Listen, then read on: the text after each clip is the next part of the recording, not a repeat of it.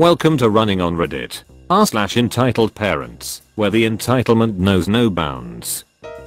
The entitled parent is my mother and her insane need to be right. When I was younger, my father had a massive heart attack, the result being that we had to change the family diet to something more heart healthy. Lots of people go to seafood for heart healthy diets because of all the healthy oils and fats. So shellfish and fish were a large part of the household. One night, after we had a shrimp pasta, I started getting this weird feeling all over my body. I felt like my whole body was on fire and like my nose was stuffed, so I had to take deep breaths through my mouth. I looked at my arms and giant red splotches started to appear all over me. At this point, I call my mother over and exclaim that I must be allergic to shrimp.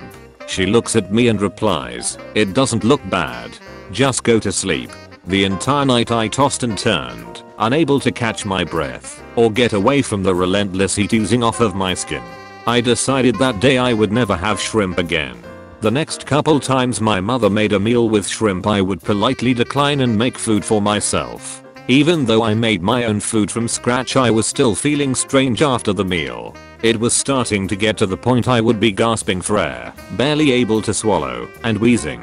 I assumed that being in the same room when they cooked shrimp might be enough to make me feel sick. I mentioned this to my mother and got an irritated sigh and eye roll. "You are not allergic to shrimp." So the next time dinner with shrimp rolls around, I just don't say anything. The symptoms come on as usual, but I just kept it to myself. Apparently the lack of mentioning how bad I felt was interpreted as me admitting I was fine. My mother walks over all proud of herself and sits down next to me. "See, I've been rubbing shrimp on your utensils before you eat for a while and you're perfectly fine." Needless to say, I eventually went full anaphylaxis, unfortunately from something other than shrimp, while I was student teaching and had to go see an allergist. After my allergy panel, the doctor declared a very long list of foods, plants, and molds I was allergic to. Guess what was on the deathly allergic list? Shrimp. My mother's reaction when I pointed it out? She shrugged and said, "Oops. That was about a decade ago, and I still can't eat food she has prepared." She just tested me again with onions, this time just last year. She tells me there are no spices on things and then remembers when my throat starts closing up and I have to devour Benadryl. The worst part is my father knows and doesn't warn me. So that's my story of my mother preferring being correct over me being alive. Peanut allergies? We must protect her at all costs. Shrimp allergies? Just close your eyes. What you can't see won't hurt you. My boyfriend's father recently announced that he plans to retire in a few months and hand over the reins of his company to his right hand, that is his daughter and my boyfriend's sister, Shania. She has been working with him for over a decade and has played a pivotal role in growing the company. She's an astute business person and everyone agrees that she is the ideal candidate for the job.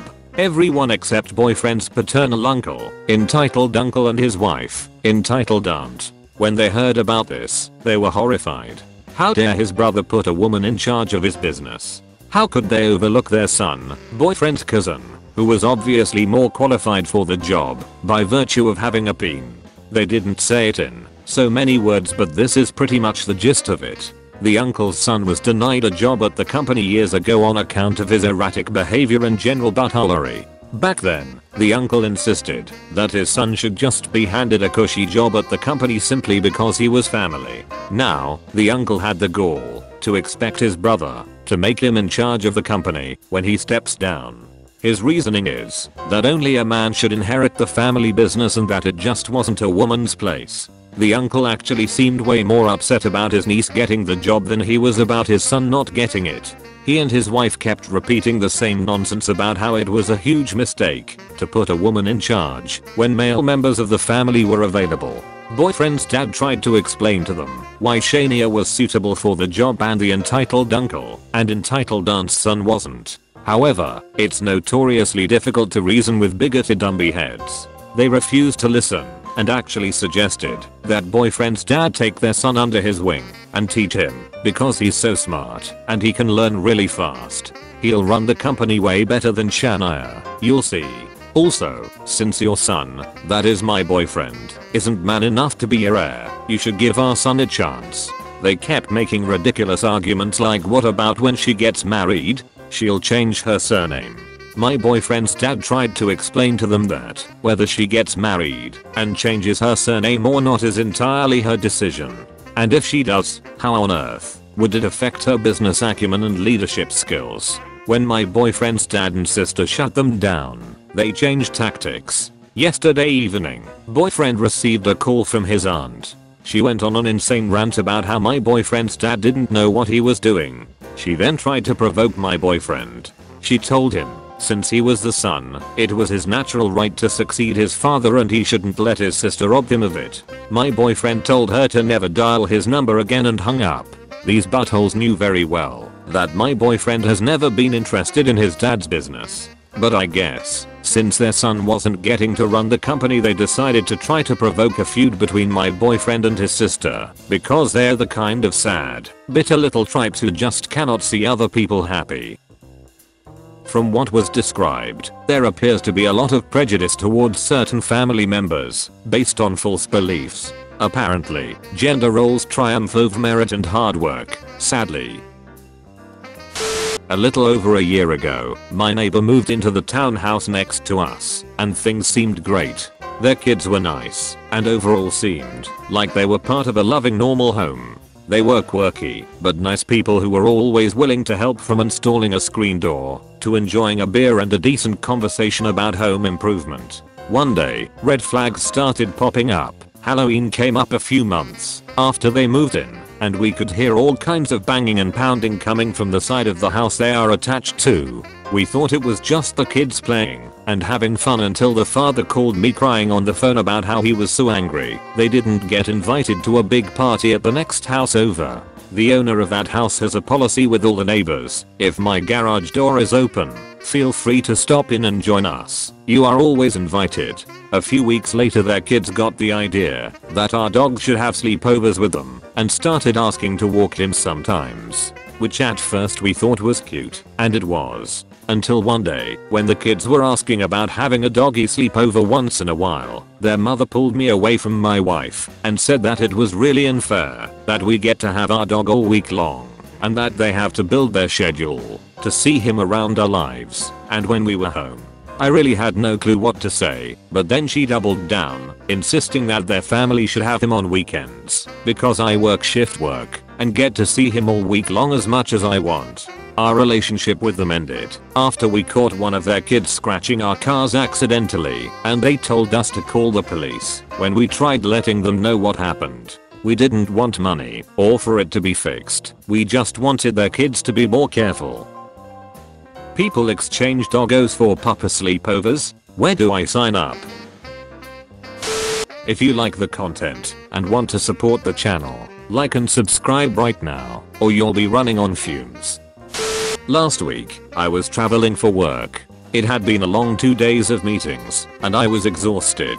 I had just arrived at the airport for my evening cross-country flight home when I got the dreaded text from the airline saying my flight was delayed 2 hours due to mechanical problems. I decided to pass the time by getting something to eat. I found an airport restaurant and sat down to order. I ordered my food and pulled my phone out of my bag to catch up on email and browse the web while waiting for my food to arrive. While I was waiting, a family with a mom, dad, little girl about 5 years old and a middle school aged looking boy sat at a table near me. I didn't pay them much attention as I was looking at email on my phone, but then I hear the little girl exclaim in a rather loud voice, "Look mom, that lady is on her phone at the table." I then hear the mother reply, "Yes, she shouldn't be doing that. It is rude to have a phone at the table." I glance over, and the mother says to me, "We have a rule that no phones are allowed at the table." My first reaction was to say something snarky as exhaustion was definitely getting the better of me, but then I thought better of it and decided to be polite. I looked at the little girl and said, "We have the same rule in my family, but since I'm here alone I'm not being rude to anyone by looking at my phone now." At this point the son looks like he wants to crawl under the table from embarrassment, and the dad is trying to hand the mom a menu and says it's okay, let's just order. I think that will be the end of it, but no. The mom says, obviously you have a family, so you know how important it is to follow rules. I would appreciate it if you would put away your phone, in a tone that a parent would use on a petulant teen. The little girl chimes in and says, yeah, you have to put your phone away. My brother can't have his phone at the table, so you can't either. I look at the little girl and say in as sweet a tone as I can muster, well, the great thing about being a grown-up is that I can do whatever I want, so now I'm going to keep looking at my phone and turn back to my email. The mother sighs loudly, the teen looks even more embarrassed, and the dad again tries to get the mom to just order and leave me alone. The mom calls the waiter over and asks to be reseated. He grudgingly moves them to a different table. My food arrives, and I eat in peace enjoying browsing Reddit. What an embarrassing situation to be in for everyone. The poor husband too. Let me know in the comments below, what would you have said to that snooty mother? Thanks for watching. Remember to subscribe and turn on the bell or you'll be running on fumes. See you in the next video.